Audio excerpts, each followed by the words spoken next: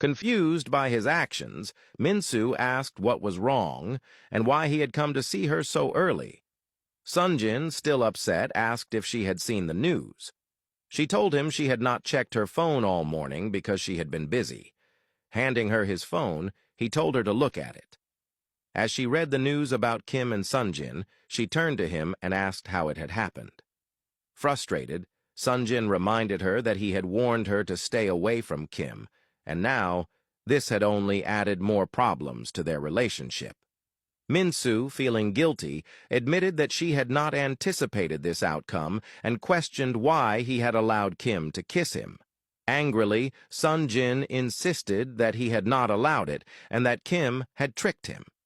He reminded Minsu that he had grown up around people like Kim and that when he warned her about someone, she should listen. He emphasized that not everyone needed saving.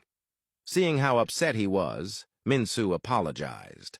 But Sonjin simply looked at her before walking out, leaving her standing there with regret written all over her face.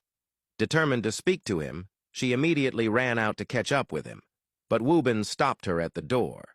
He advised her to let Sonjin go, explaining that when he was angry, he needed time to cool off. Minsu protested, saying she could not just let him leave like that. Woobin moved closer and reassured her that he knew Sonjin well, as they had practically grown up together. He assured her that Sonjin would return, but she needed to give him space. He tapped her shoulder and told her to trust him before walking away. Minsu stood there unsure of what to do. She had never seen Sonjin this upset before. Ultimately, she decided to follow Woobin's advice and return to her office. Later that evening, Kim lay on her bed in a good mood as she scrolled through her phone. However, her expression quickly changed when she saw that Sonjin had released a statement on his social media platforms denying the dating rumors. Frustrated, she immediately got out of bed and walked out of her room. She entered her father's office, visibly nervous. Without looking at her, he asked what she wanted. Kim hesitated before requesting a favor. Her father raised his head and looked at her with disappointment, reminding her that he had done many favors for her, yet she had never delivered any results.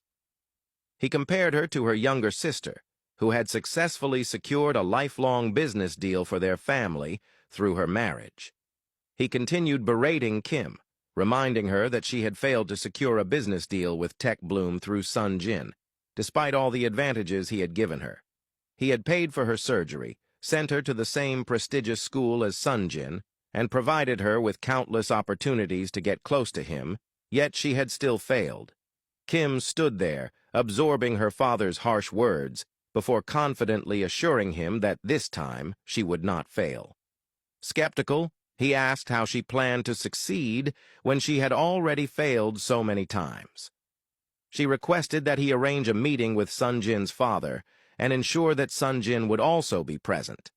Her father considered her request and eventually agreed, saying he would invite Sonjin's father for a golf game. However, he warned her that this was the last favor he would do for her. Kim smiled, thanking him and asking him to inform Sonjin's father to bring Sonjin along. Her father nodded in agreement. Feeling victorious, she walked out, determined to execute her plan.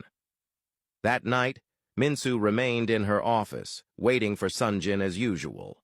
Checking the time, she realized it was already late. She knew he was still upset and had tried calling him earlier, but he had not answered. Woobin entered the office and told her they should leave. Minsu hesitated, saying she wanted to wait a little longer. Woobin gently told her that Sonjin was not coming and that she should give him some time. Feeling disheartened, Minsu finally stood up and walked toward the door. Woobin reassured her not to worry, promising that Sonjin would come around. She nodded silently and walked out, hoping he was right.